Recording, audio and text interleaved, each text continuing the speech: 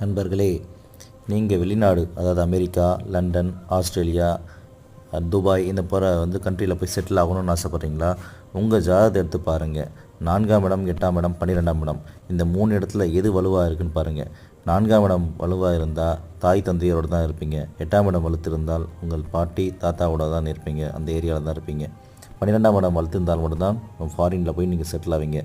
12ஆம் இடம் மிக ஸ்ட்ராங்காக இருந்து 8ஆம் இடம் 4ஆம் இடம் வீக்காக இருந்துச்சுன்னா நீங்கள் கண்டிப்பாக ஃபாரினில் செட்டில் ஆகிடுவீங்க. ஒருவேளை 4ஆம் இடமோ 8ஆம் இடமோ ஸ்ட்ராங்காக இருந்து 12ஆம் இடம் வீக்காக இருந்தால் உங்களால் ஃபாரின் போகவே முடியாது. நீங்கள் பிளான் பண்ணாதீங்க, யார்ட்டையும் காசு கொடுத்து ஏமாறாதீங்க. ஒருவேளை 4, 8 நல்லா இருந்து 12 ஆவரேஜாக இருந்து 12ஆம் இடத்தோடைய தசாபுக்தி நடந்துச்சுன்னா நீங்கள் டெம்ப்ரரியாக ஃபாரின் போயிட்டு வருவீங்க. இப்படி இதை வச்சு நீங்கள் ஃபாரின் போகலாமா இல்லை எங்கே செட்டில் ஆகலாமான்னு தெரிஞ்சுக்கோங்க. இந்த வீடியோ பிடிச்சிருந்தால் லைக் பண்ணுங்கள், ஷேர் பண்ணுங்கள், மறக்காமல் நம்ம சேனலை சப்ஸ்கிரைப் பண்ணுங்கள்.